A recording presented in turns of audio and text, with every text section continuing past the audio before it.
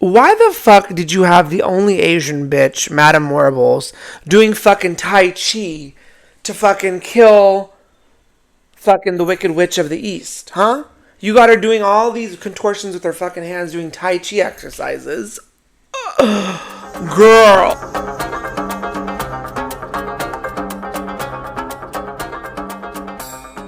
Hey everyone, welcome back to Chimey River. I'm your host, Shane Lamba, and we're going to talk all things wicked on today's episode. Chimey River is a podcast that explores brown culture, queer culture, curiosity, and where we spill hot tea, hot gossip, hot chai, and we really try to figure out something. We try to figure out the uniquenesses of life, the intricacies of experiences, and honestly, it's just a moment for me to talk a lot of shit with people that I care about, a lot of the times with myself, with you all across the screen. So if you are interested in this podcast, definitely subscribe, follow, and share the podcast Chimey River, available on YouTube, Spotify, and Apple, wherever you stream and wherever you listen to podcasts. But on today's episode, we are going to get into No One Mourns the Wicked. Yes, you heard that right. You heard that right. I had the wonderful chance of getting to see Wicked for Good this weekend. And I have many thoughts, many experiences, many tribulations, many questions about what you all thought about the movie had you seen it, what you think about the book. I actually have the book over here. I read like 10 pages so far. I was trying to read it as I prepared myself to watch the movie, because I actually never saw the play in its entirety. So not really knowing kind of what goes on in the second part, although I kind of know, because obviously I read The Wizard of Oz. I was very much surprised, obviously, but also really heartfelt. So we are going to talk all things Wicked, and we're going to be happier, 'cause I couldn't be happier. Yeah, I couldn't be happier. I also am going to think about what makes me a little bit of both, right? And also what maybe makes us a little bit of the good and the bad and the good and the wicked, right? Or quote unquote wicked. So grab your chai. I have mine here in my little cutesy Christmassy mug, which I basically use all year round because I'm a bitch. And then I obviously have a little panoramic view of my Christmas tree to that side there. So definitely, if you're listening to the podcast, you want to see a little bit of my Christmas tree, you want to see a little bit of my, Yuletide carol, then definitely watch the video on YouTube. But go grab your chai, go grab your cafefe, and let's go get into it.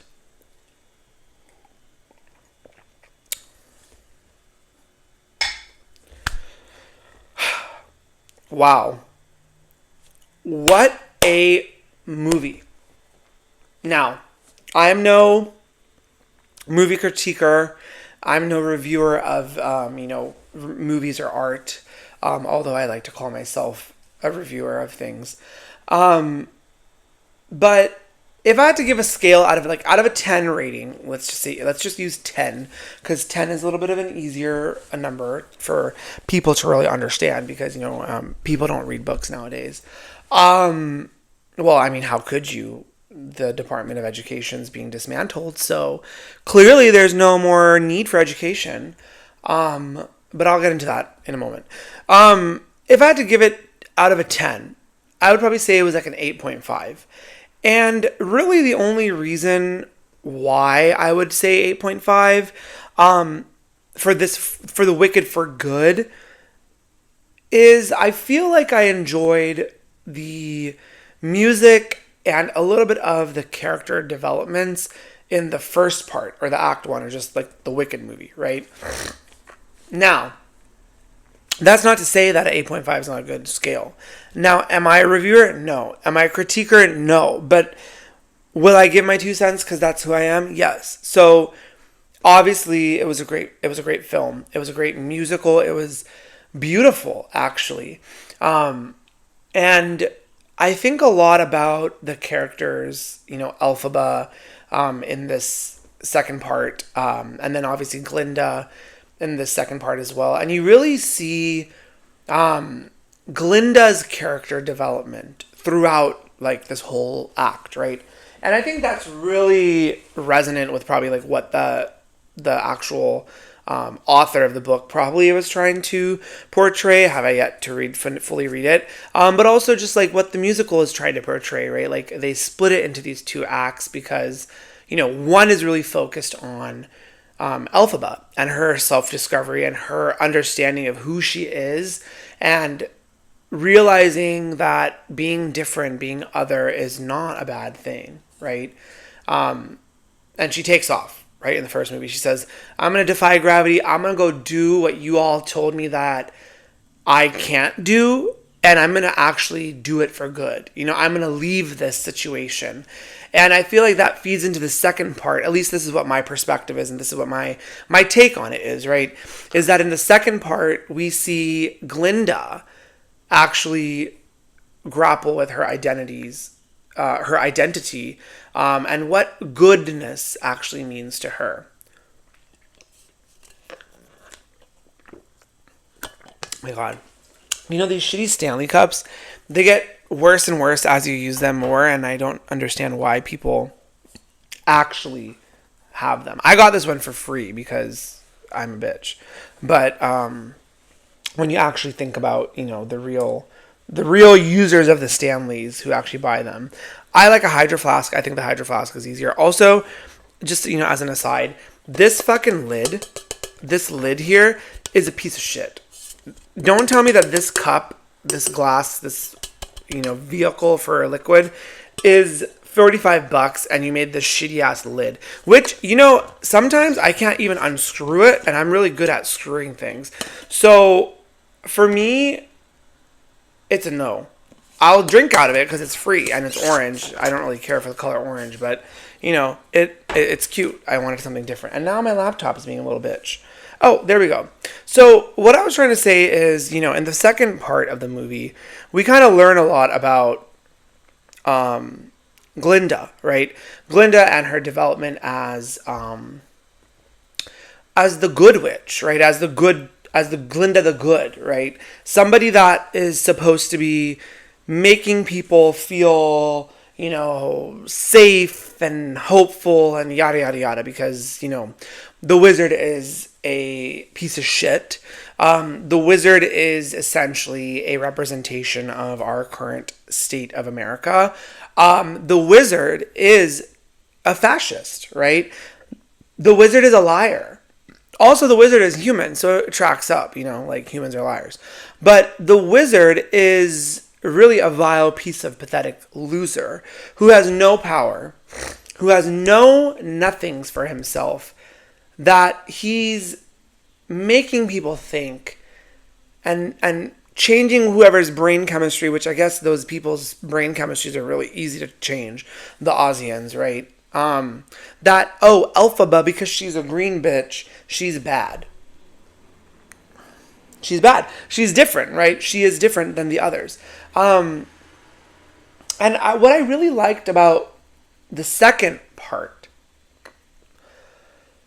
is you start to realize through Glinda, and maybe this is true for yourselves, at home, thinking about, our own journeys, our own intricacies. And also I realize whenever I shoot my podcast, because I shoot it usually in the afternoons or evenings, everybody in my neighborhood has to come home because I guess everybody works in this neighborhood, okay? These are not lazy bitches, okay? These are bitches that work. But it's always like a disturbance, so I apologize for any of that kerfuffle noise. I'm going to try my best to edit it out, but I'm not an editor, so, we'll see how it goes. But, in the second part, you really see through Glinda this perspective that, maybe what I'm doing or what I'm told to do my whole life isn't actually what I should be doing, right? And that really got me, and it actually really made me think about how, as South Asian, as Indian people, and I'm tying this back. I told you, I'm a tire. I'm a tie that shit in. I'm gonna get in it, you know.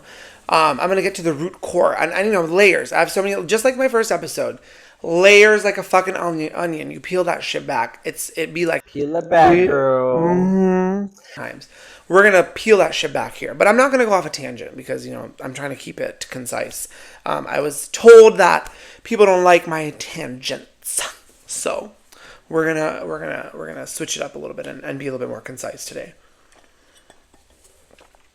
But through that, what I saw is Glinda actually gives a perspective of almost what I grew up with, or what I saw other Indian people my age and my communities grow up as, right? We're told to do all these things, you know, be a doctor, be an engineer, be a lawyer, have a good job, marry somebody rich, have all these things that maybe our parents didn't have. But they also survived if they didn't have those things, right? And if they didn't survive, that's their problem. You know, it's their life, and boohoo. You can't just like keep fixating yourself on like this stupid thought that you have to do all these things, right? And I think that's what actually makes you kind of think about and get angered with Glinda, is like, we know that what she is trying to achieve is coming from feelings of self-doubt, loathing herself, and feeling insecure and not enough, right? And this actually, again, goes back to what I was talking about many couple episodes back of my podcast about being enough. I personally see through Glinda and Elphaba, both those women don't feel like they're enough. They don't feel like they're good enough, but one can masquerade it over the other, right? A little bit better, because everybody loves Glinda, right? Everybody loves Glinda. Glinda is the good, right? But nobody liked Elphaba, right? Nobody liked Elphaba, even though she was really good at masking it. Like in the first movie when she does her little, like her little weird elbow contortion dance. Glinda says like, oh, she's just really good at hiding it. When Fiero's like, she doesn't give a rat's ass about what people think about her. And that's true. She doesn't, but she did, right? Because all her life, she never got to express who she really was, how she really felt, because everyone told her to shut up, right? Be different, be this, be that. And that's what I think when you watch this movie, the second movie, you really get to see how Glinda's thinking. And actually what I really liked was the song, because I couldn't be happier. We couldn't be happier, because happy is what happens when all your dreams come true. Yes, bitch, I'm a singer. You didn't know that? But no, I mean, she's saying that's why I couldn't be happier. No, I couldn't be happier. Though it is, I admit, the tiniest bit unlike I anticipated. Right? And what she said, and I'm just sitting with that because honestly, like when I heard it, again, reminder for the bitches who are listening to this, or the people that are watching this, I have not watched the original play, so I'm like experiencing this shit for the very first time, and to tell you, I was fucking bawling in the movie theater, okay, in the crampy ass movie theater. Oh, let's talk about that actually. First of all, let me go off on that, because AMC, who the fuck do you think you are? Okay? Who the fuck do you think you are charging $20 a pop Okay, $20 pop. I mean, first I bought my ticket. Okay, first of all, I bought my ticket like earlier in the week. Me and my boyfriend's ticket. I bought the ticket. I was like, okay, the ticket's like an 8 o'clock show. I get it. Like, later shows are usually more expensive. That's the logic that I was going for. That's kind of like the logic that I used, growing up is like me and my friends would go watch movies on matinee because it was cheaper, back in the day when movies were like $7 or $8, not fucking $20. But I was like, okay, cool. It's fine. It's opening week. I know that they don't raise the prices because of that, but let's just go and take a look. Okay.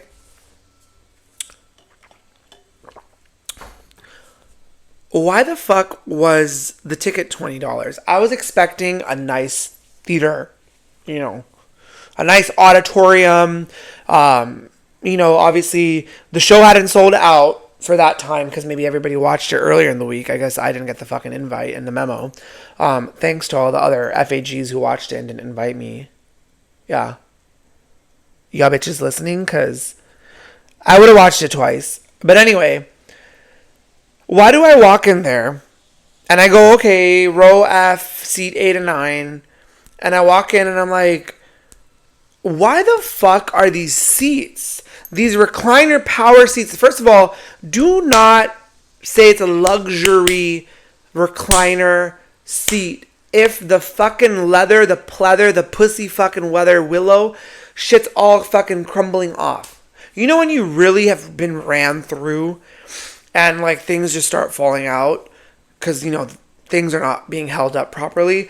That's what those chairs were giving. Those chairs were fucking all peeling, and when people have shitty ass leather sofas, not me because mine's brand new and it was expensive, but when they have shitty brand like leather sofas and they just start peeling and each little fucking asbestos chip comes off. First of all, I had to sit on it because I had no choice, right? And usually I don't like sitting on things. But anyway, I then go and proceed to click the button on the side of the thing to recline it. And it reclines, right? Mind you, it's working, it's going. Then all of a sudden it goes. And then I go. It's like creaking and cracking and, like someone's getting ran through. Okay? First of all, nobody was getting ran through in that movie theater. Nobody. Because I guess 8 o'clock was the witching hour for nobody's getting ran through. But why was it AMC? I'm asking you, please tag AMC person number 1 in the comments. Why was that movie theater so hideous and disgusting? I feel like the COVID pandemic could have happened again in that movie theater. It probably was. So and I'm looking at you, AMC in Orange County. I'm not going to name the actual name because I'm going to go online and write a review because, again, I don't do reviews, but I'm going to do it because I was pissed off. Plus, it was $20. Also, why was it $4 for convenience fees? Who are you conveniencing? When everybody buys their tickets online, that is just a monopoly. That is what we've all accepted. What if we all actually stepped our pussies up and we actually go into the movie theater and buy the tickets over there, like the olden days, like maybe 5-6 years ago, okay? Why does everything have to be, let me buy it online, let me charge you 20% convenience fee? Why is it convenient? I mean, yes, I get it. It's convenient. You're not having to run to the movie theater, buy your tickets 3-4 days in advance, and then go again. So I guess you're saving like $1.60 on gas. But $1.60 is going to get you a fucking 1/10 of a gallon because gas is $5 a gallon here in California.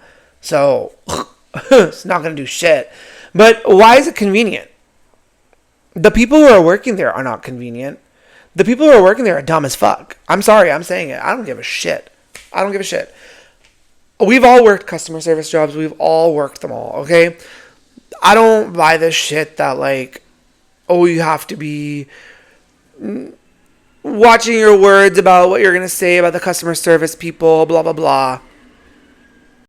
We've all been there. So please don't go to AMC. I would rather have gone to the rinky-dinky theater that was nearby my house, which, long and behold, is actually not as rinky-dinky as I thought. It actually is just a regular movie theater, but because it's not in a very popular place, it maybe wasn't, overly ran through.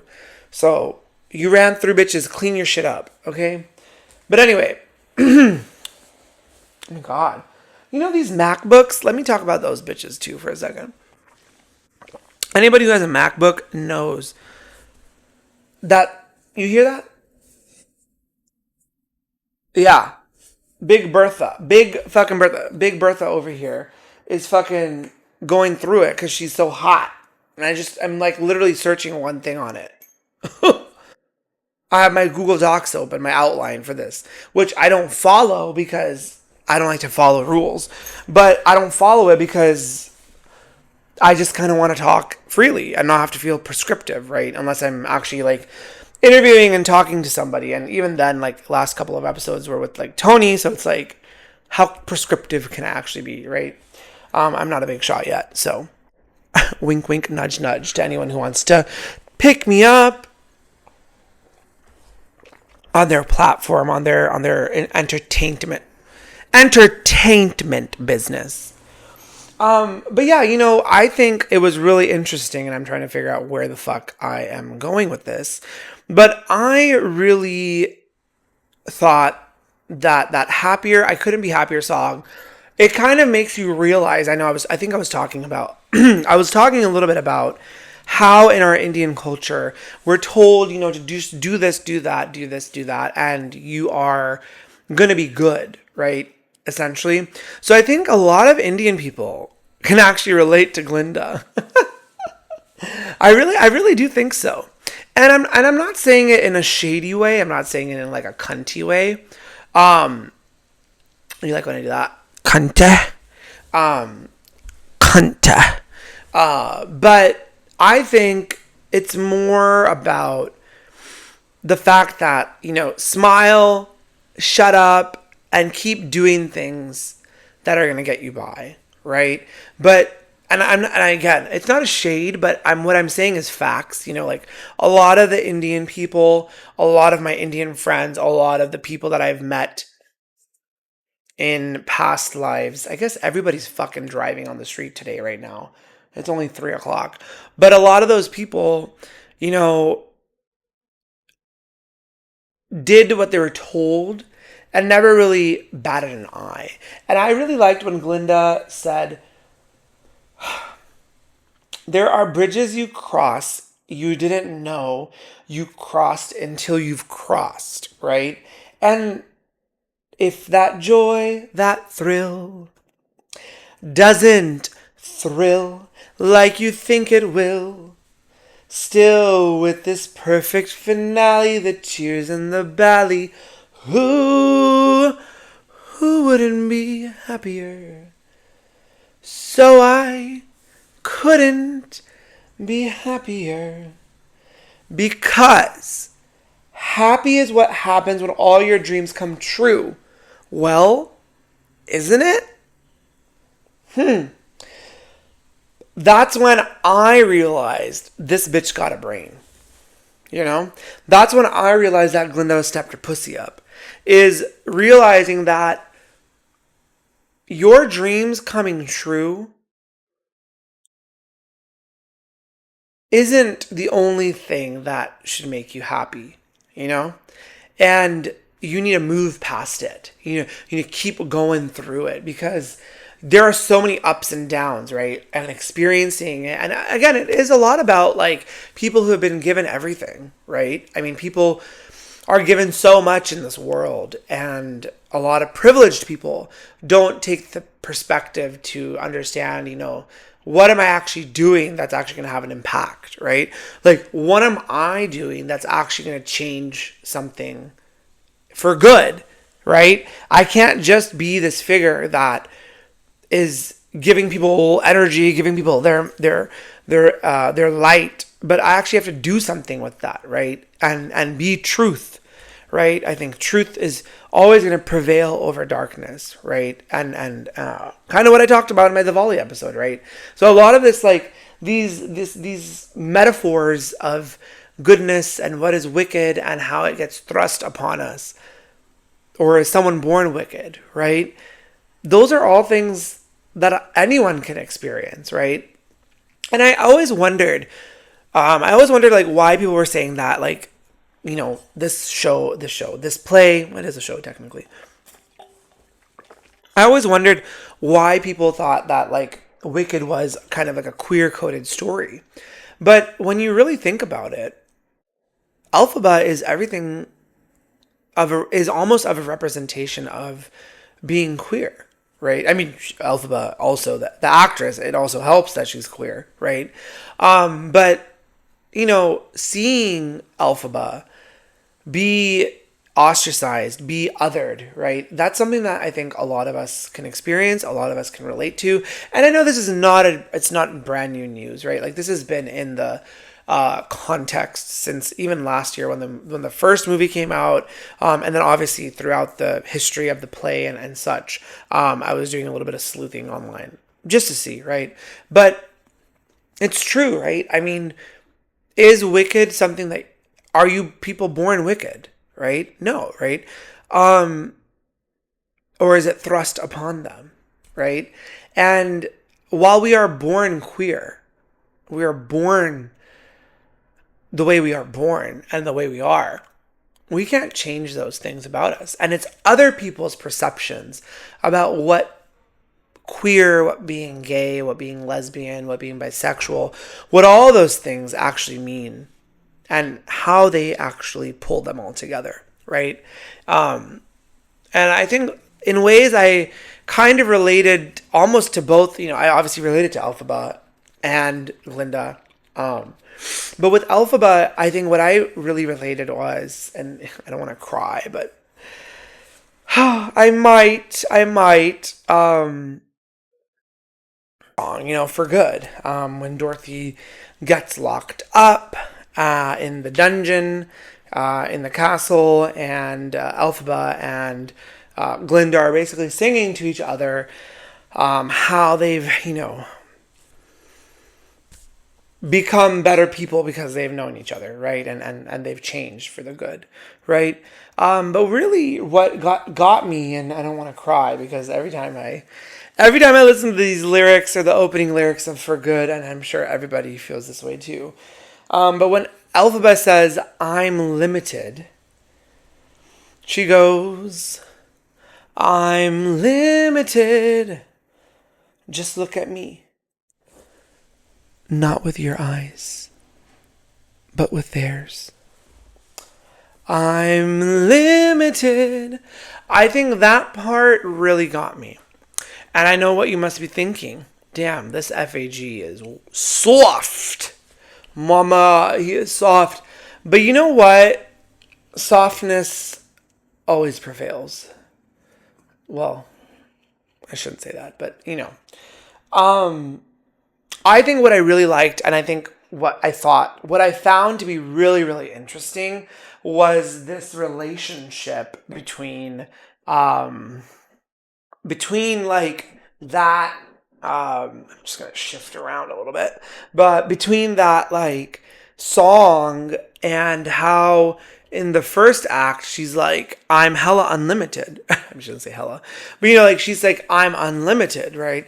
Everything that I feel that I can achieve, that I can do, is unlimited because I am gonna go meet the wizard, and the wizard is this wonderful entity who's gonna solve all my problems, gonna fix me of my issues, of my shenanigans, etc., etc.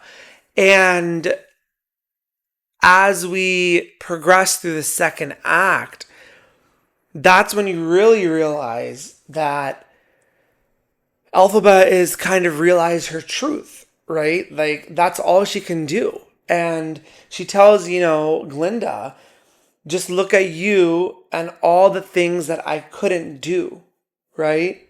So then we hear, infamous kind of singing and passing, verses with each other that,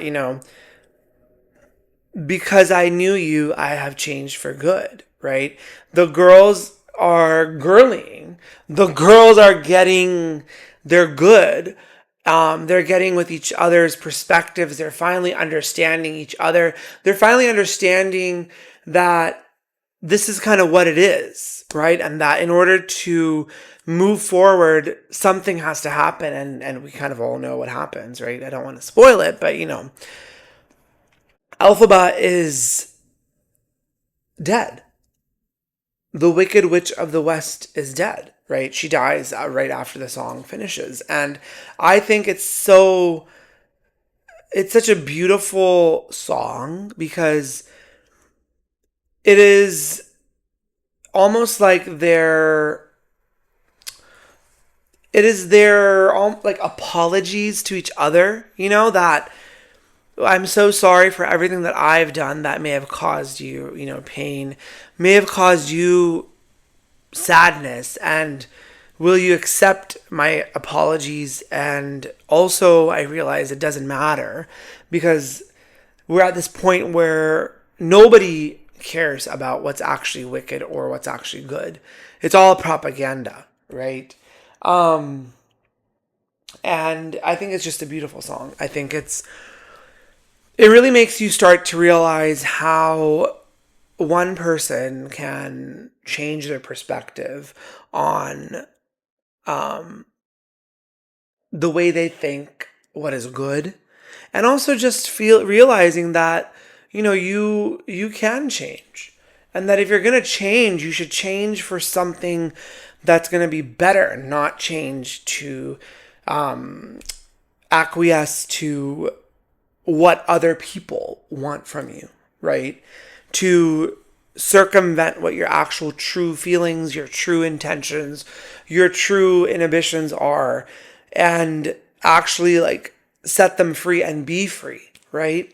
I really enjoyed this movie, and I in my mind, at one point I didn't really ever watch it, not because I didn't like musicals, but I guess I just never thought about it in that sense. I know like a couple of my friends, they read the book like in high school. We read The Wizard of Oz, I think, again in high school, or maybe in junior high, I think. But we never really read Wicked. But I think it's definitely a good book to read. I mean, it's a good play to watch. It's a good show, movie to watch. I'm definitely going to be interested in reading the book and seeing how the book actually portrays the story.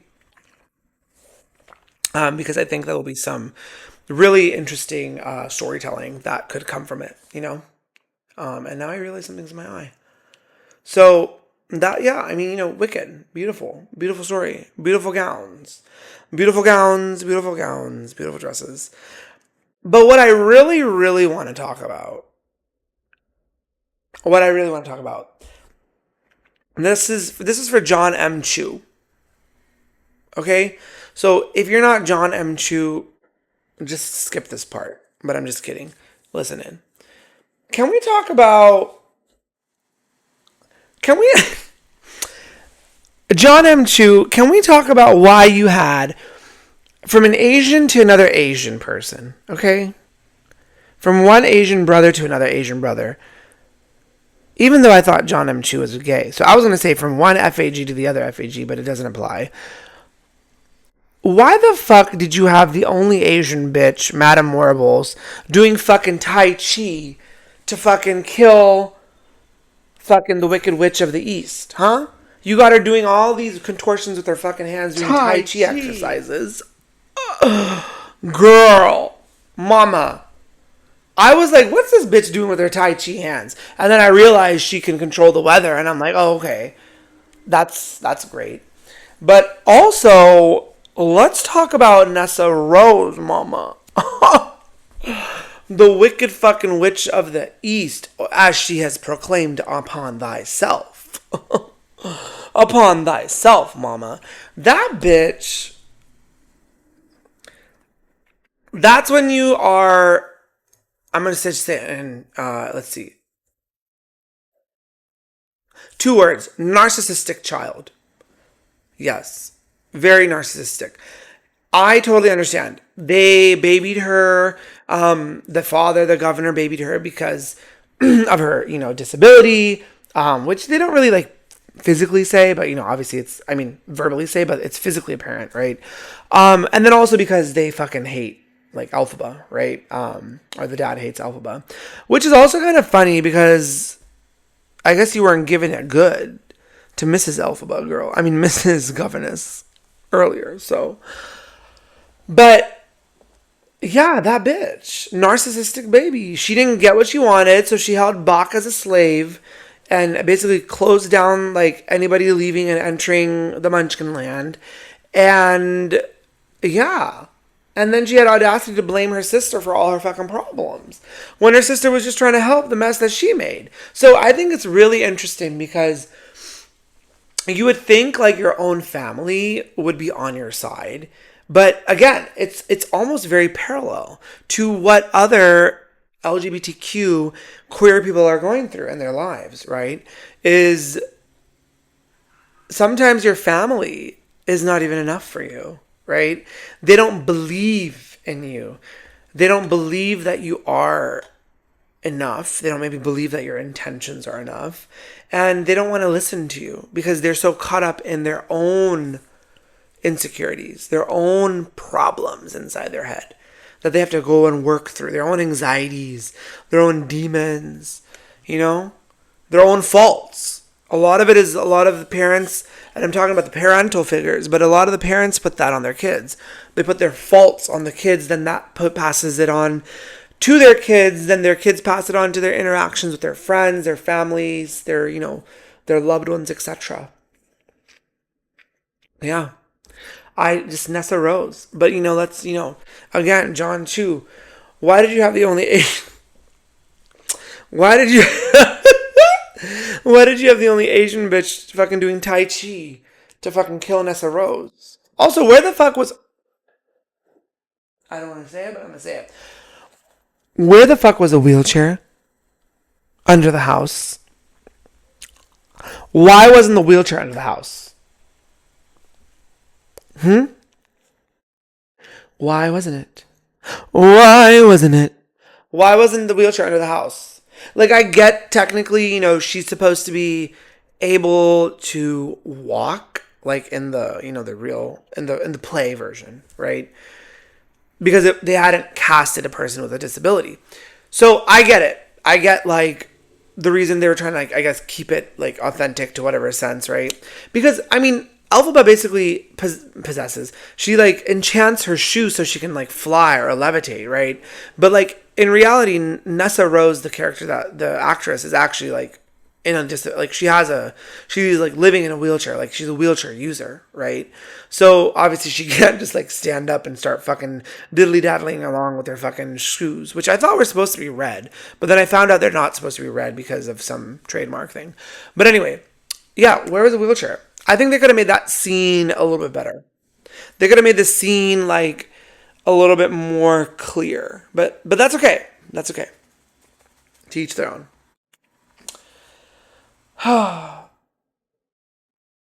Yeah. But you know what really grinds my gears? What really grinds my gears?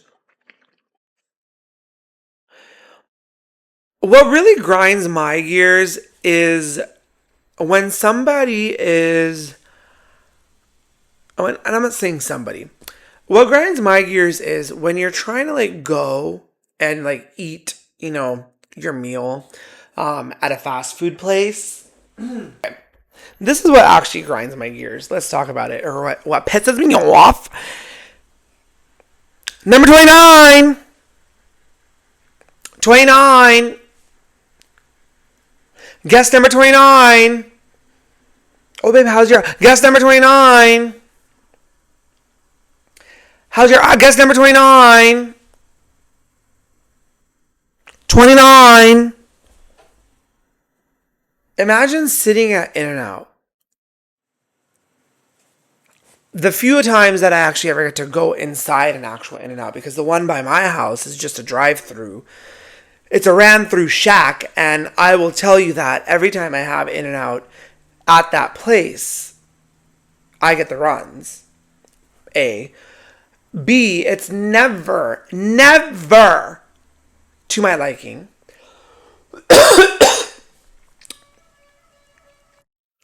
And C, you know, the one thing that's nice about In-N-Out is, there's a couple of things, and I feel like I've talked about it before, and now I don't know why my eye is like twitching. Maybe because I'm talking about it. So the In and Out voodoo dolls. Well, probably fucking Madame Morrible is doing her tai chi on my fucking eye. Whoosh, whoosh, whoosh, right? Anyway, so the thing about In and Out, the third thing, is they're really good at like giving you a new burger, especially when it's like shitty. And I mean, most probably like fast food places are like that, which is like one of the only reasons why I would probably like go actually like inside the In and Out and eat it, if there was actually one like by my house that was like an actual shop, not just like a window drive through place, right? They'll like give you a new one, right? And it's like whatever, right? Because sometimes the people, they're in a rush, they do their shenanigans. But mind you all, I've been living near this In and Out for like what, three years now almost, or 2.5 years. And it's always been shitty. There's never, maybe like once out of every, I don't know how many times I've gone there, but like in a month, maybe twice I go. Once in every like 50 times or something. Once a month or whatever. Like not even once a month. Once every few months. The actual like burger will be good. Like, so tell me why the one that I went to at the movie theater was, first of all, impeccable, juicy, delicious, chunky, like it was fat, it was a double. It wasn't like this. I hate when they're like, like when they just got like too bored to like sliver the cow and get enough meat on there and like also put enough lettuce on there. It was like this. It was hefty. It was like, I had to, right? Like Squidward. So, but tell me why I'm sitting there trying to peacefully eat my fucking In-N-Out. Number 29. Number 29. Girl, there is like 4 people in this fucking In-N-Out, which was really surprising. For being a Saturday at like 7 o'clock, it was very surprising to me that people did not want to go inside and eat. And usually it's jam-packed around, like dinner time. Friday, Saturday, Sundays, always jam-packed. Very, very surprising that there was nobody there. B, why the fuck are you using the megaphone or the microphone or whatever they fucking have at their place to announce it when there's only like 5 people in the fucking restaurant? It was like every time I'm taking a bite, 29! 29! Guess number 29! And she wasn't like a, country girl, but she was a little Latina girl. I think her name was, I'm not going to say her name. But anyway, why are you doing that, girl? I'm just trying to eat my number 1 double with chopped chilies, pickles, and raw onions. Although they forgot my fucking chopped chilies, but I like 3 baskets of the little chopped chilies that you can self-serve yourself. Also another reason why it's fun to go inside, because you can just keep eating those chopped chilies and half your meal's gone. But and my 4 packets of spread. But it was also interesting. They didn't salt the fries enough this time. No, they didn't salt them. Which then I had some for my boyfriends who had extra salt on his, and I was like, "Oh, this is good. No wonder no wonder you couldn't eat all of it, because that was a lot of sodium." But it's just funny. I was just very confused. I was like, "Damn, what the fuck are you doing, girl? What's this number 29?" So that's going to be like an ongoing joke. So if you're ever in an uncomfortable situation, or, you're just trying to enjoy your dinner, enjoy your lunch, enjoy your meal for all the meals that we have left of this fucking year, just, think about number 29. If you have also been personally victimized by a number 29, please, person number 29 in the comments, comment 29. And I will definitely be doing some future follow-up with you. But yeah, I don't know. I was really, really mad. But let's jump into something that's really, really grinding my gears the last couple of months. Not last couple of months, but the last week-ish or so.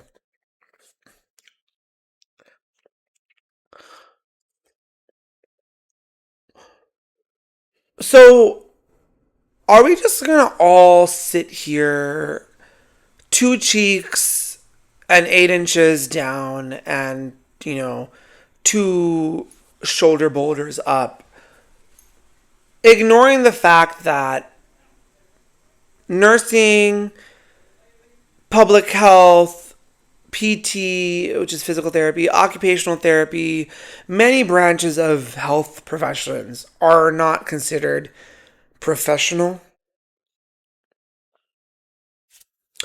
Like, are we just gonna sit here like I don't know what's going on, but like, are we really? It's not even doing the thing today. But anyway, are we even gonna? Are we just gonna sit here and believe that? Like, I'm no nurse. I'm not a nurse, but a lot of these bitches need one. A lot of bitches need nurses. Um, in a hospital setting, in a clinic setting, and honestly in real life, a lot of people need some sort of nursing to get back to their reality. But I don't know who can look me in the eye and tell me that public health is not professional. I don't. Let me share something with you. So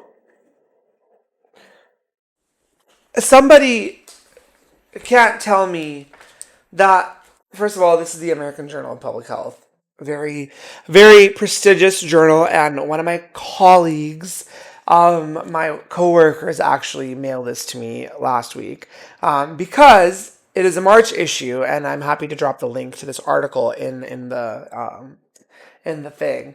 But you're gonna tell me that, and I'm gonna find the article because it's here. You're gonna tell me that somebody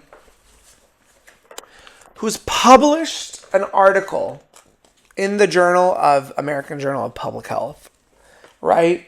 This is, one of the other journals that I published work in as a researcher, as a public health professional. You're going to tell me somebody who's published in the American Journal of Public Health, look, y'all, this is a real fucking journal. Like, back in the old days, it's like a big ass booklet. You're going to tell me that I'm not professional? That my schooling didn't count? Bitch, I went to school.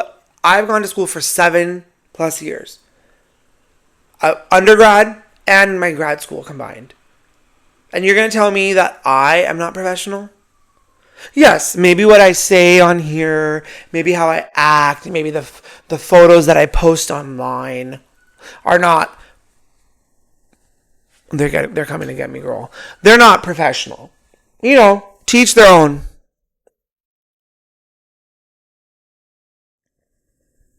I guess everyone's fucking dying today, huh? Just like, what's today? Monday? Well, girl, die after you get your turkey stuffed, okay? But anyway, you're going to tell me that I'm not professional? That I don't know what I'm doing, right? That I am just a fucking fat piece of cunt? That I just have an 8-inch dick? Right. So you're going to just tell me all those things.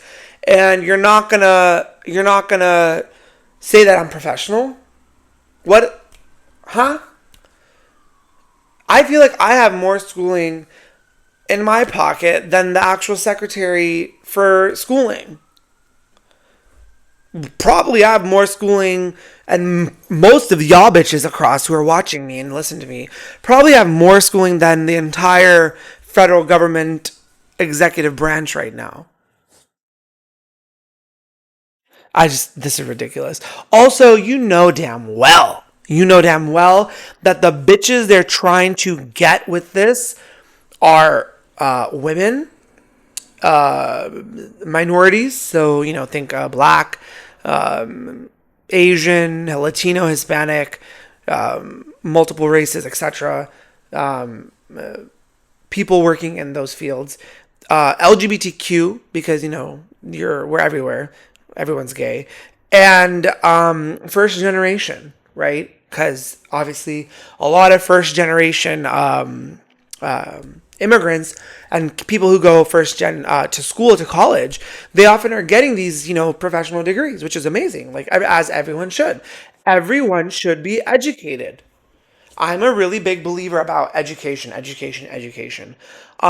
you all are watching this podcast. You're listening to this podcast. This is an education. The miseducation of Shane Lamba. That's what it is, okay? Shane Labamba, okay? Okay? Shane Chimey River Lamba. Shane bisexual top Punjabi poppy Lamba. Okay? That's what this miseducation is about. So everyone deserves to get educated. And I believe that people should strive to go to school and be educated. And I totally understand. School is not for everyone. I believe it. I agree. There were parts of me that didn't want to do a lot of my undergrad, career. There was a lot of it that I went through, my own internal turmoil. But again, I also hated myself back then. So it probably was that, if anything. Maybe if I loved myself, maybe if I had accepted my bisexuality, accepted who I was, maybe I wouldn't have been so hard on myself and actually, depressed about the classes that I took. But you can't sit here looking like fucking Rumpelstiltskin, looking like the Hunchback of Notre Dame, looking like your asshole is about to have a hemorrhoid on top of a hemorrhoid, and say that public health, nursing, physical therapy, occupational therapy, all these careers are not professional. And then leave physicians, right, as professional. Because newsflash, I love physicians. I love my doctor friends. I don't have that many, but here we are. But a lot of the time, the bitches that get to become doctors are coming from a place of privilege, right? I mean, I'm not judging anyone, even though I'm a judger. I'm not judging you for being a doctor, but I am commenting and calling to action the wickedly disparate experiences of people who get to go to medical school versus those who don't, right? Or people who achieve to become doctors versus those who don't, right?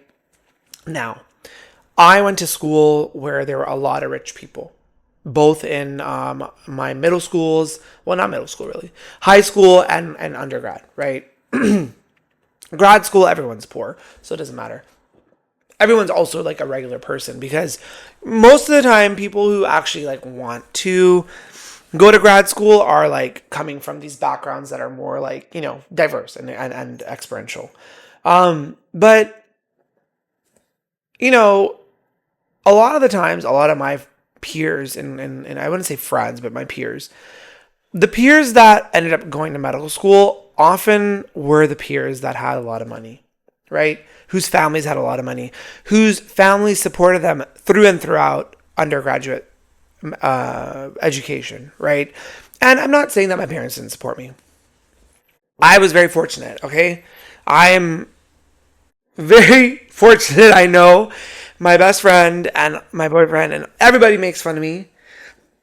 Do you have a $40,000 scholarship like you? Ooh, wow. So, it's crazy that you can be pretty and also be smart. So, here we are. Here we are. But yeah, I also, received scholarships. I also, received support from my parents. But I'm talking about different types of support, like going to get a professional tutor, not having to work, getting all your meals made for you. That's a support. That is support in a different way that a lot of people don't understand is actually like helpful, right?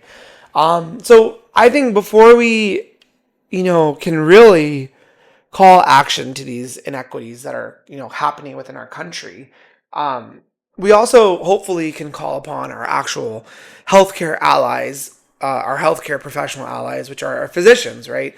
Hoping that they actually will call attention to this, I wouldn't call it an atrocity, but this misuse of power, which we all know has been the common theme of this government. Which also is very interesting, again, parallel to Wicked, right? Wicked is essentially, what's really funny is these Republicans and these conservative people are like, oh my God, I love Wicked. Oh, I love it so much. Oh, yeah. I love it. It's such a good movie. I love Wicked. Girl, Can you shut up? Like, really, shut up and sit down and look in the mirror.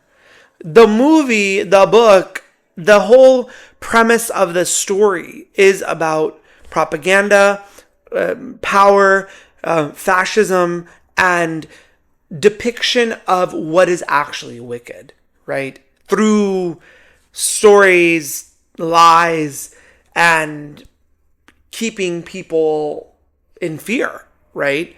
Fear of, oh my God, she's wicked, she's green, she's bad, ha ha ha. Bitch, you're a fucking munchkin.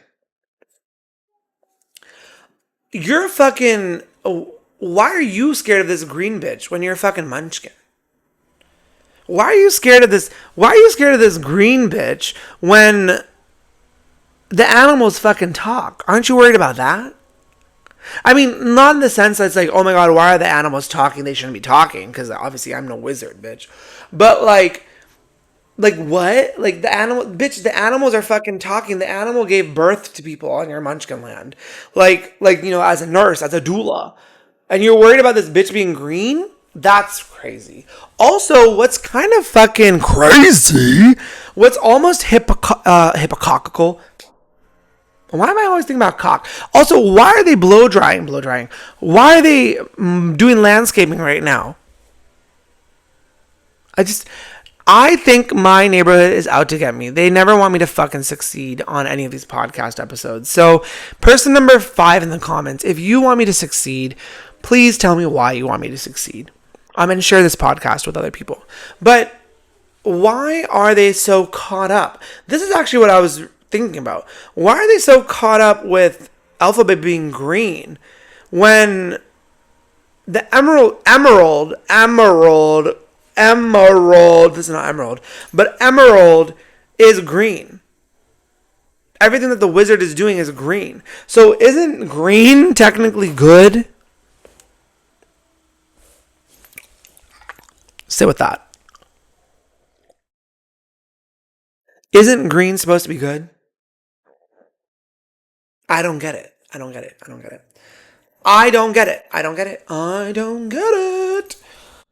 So we're gonna end this episode with this last segment. Actually, somebody, what pisses you off, right? Or giving me my 2 cents.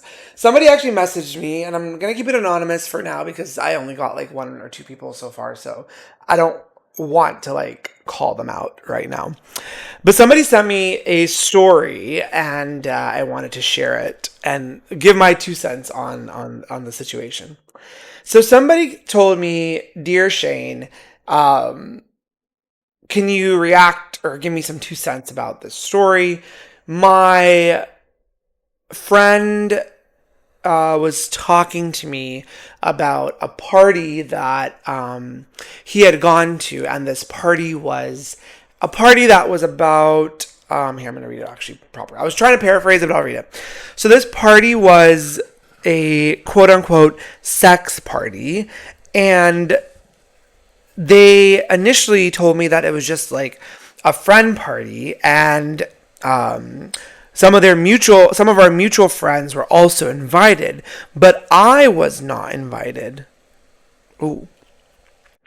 And this person, I'm leaving the names out. My friend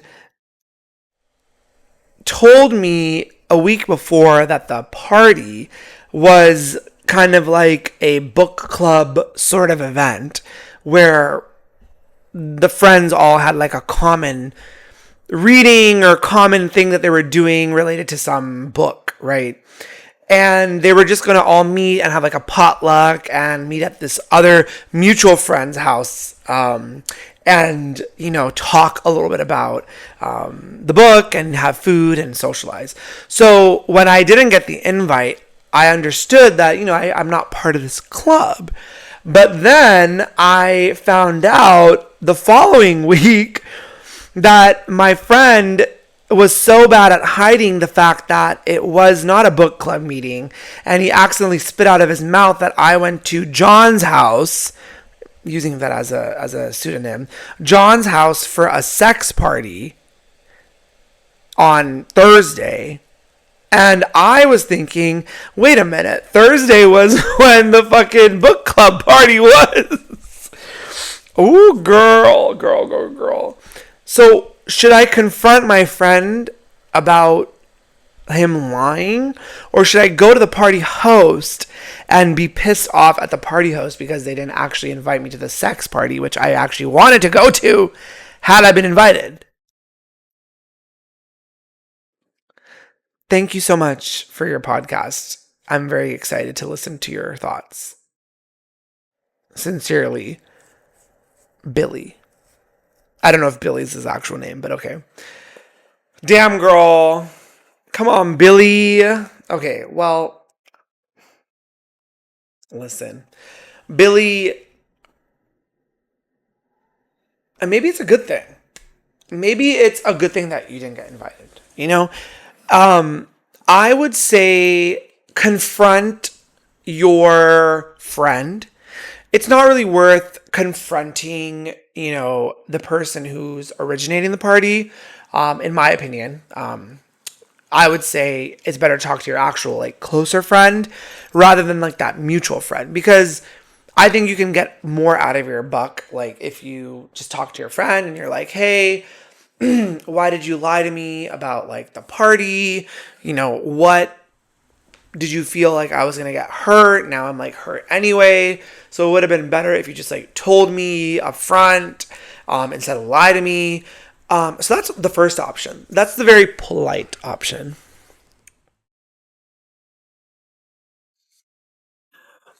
The second option is go find out all the friends that he invited, do a picture analysis of the guys or the girls or the theys or the dolls that were invited to this quote unquote sex party book club, and try to figure out the friend and their type. Because maybe, and I'm just saying this as a maybe, do you look like your friend? Probably not, is my assumption. Because the thing about the girls is, the thing about the gays is, they like what they like. And if they like your friend, and if you look similar to your friend, they would have probably invited you. I'm just saying it. I know it's a hard truth. And I'm not saying that you're ugly, because I don't know you, right? But, like, all I'm saying is that the friend who was hosting this quote unquote book club was probably trying to go for, like, a certain kind of guy or girl or they or doll or etc. And maybe you just didn't fit their criterion. Now, problematic as that is, yes, that is a bad thing. But, people are problematic and the gays are gays. And at the end of the day, gay men are men and men are trash. But what you can do is try to figure out, if you want to be like a little FBI agent, figure out who the people were invited, which people were invited, and if those people kind of look similar to you. Now, the caveat is, if they do look similar to you, then the chances are that they just are not into you. But there's always a but. I feel like your friend is ran through. Because why would a friend lie to you in 2025 about going to a sex party, a play party, and cover it up with a book club when you can just say what it is? I mean, it is what it is, right? We're literally living in fascism. So, like, why can't they just say what it is, right? But I think that's wrong on your friend. That means your friend is probably ran through. That means your friend is probably going to, quote unquote, these book club sex parties, escapades, more frequently than you probably know. And they're probably getting their whole ran through like it's the fucking Appalachian Mountains, okay? Like it's the fucking Underground Railroad, girl. They're probably getting their shit turned out so much that their hemorrhoid has a hemorrhoid. Okay? Because I don't think people like Billy, if that's your name, I don't think Billy, your friend's a top. I think your friend is probably a bottom. Because first of all, there's not that many tops going to these sex parties. There's usually like one or two. Throw in an extra verse person. But most of the time, they're bottoms. And no big deal, right? The bottoms make the world go round, right? Bottoms make the tops not become suicidal, right? The bottoms make the tops not want to KMS. KMS? Yeah.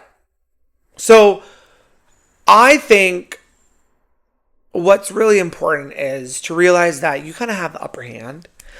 I also think that you must be at top because I've not really heard of a name. I've not really seen or experienced in my life a Billy who is a bottom, because that would be too much of a play on word. Billy the bottom. Like, be the B. We don't want that. So I feel like you're the top and you're probably a community top. So maybe the friends just didn't want you at that book club. So I would say go talk to your friend and clear the air with him, or they, or them, or she, and see what they say. And then actually reply back to me and tell me the story again, because I'm very curious now. Oh my God, Billy, that's crazy. That's crazy. I just can't understand why people would say that it's a book club. You think people are smart? You think people are reading books? I mean, maybe they are. Gays don't read books, okay? Gay people don't read books. I don't think they do. Because if they did, we wouldn't be in this state of the world. We would be moving more along. We would be getting it, We would just in the face to these bitches. If we all read books, we would probably be in some other world. The fourth world. Like they say third world is worse than the first world. We would be on the fourth world, bitch. Better than the first, because right now the first is acting like the 99th whole 99th world. Well, it really is. The first world is really becoming ran through. Oh, God. Crazy, crazy, crazy. I cannot. Okay, well, we talked a lot, and by we I mean me because I'm stupid. And I talked a lot about, being wicked. What's good, what's bad. Where I see similarities between being Indian, being South Asian, and the characters of Glinda versus Elphaba. And then what, queer representation kind of means. And like how Elphaba is essentially like this metaphor for queerness, right? Or differentness, right? And then kind of the songs. I mean, just the songs are so beautiful, right? I highly encourage folks to go check out Wicked for Good. I'm not sponsored by the Wicked team. John Chu, if you want to sponsor me, because I wore pink and green. My shorts are pink. My top is green. And, definitely go watch it. Definitely go read the book. Definitely go watch the play. Do something fun. And we will catch back up, in the next week or so after everyone gets their turkey stuffed. And they gobble, gobble, swallow, swallow. So until next time, because I didn't finish my coffee or my tea, or I don't even know what's in here probably. Until next time, we will stay wicked, we will stay good, and we will stay piping. This was Chimey River, and I'm your host, Shane Lamba, and hope you have a wonderful, wonderful day. Until next time. Moi. Goodness knows that I stay for the wicked.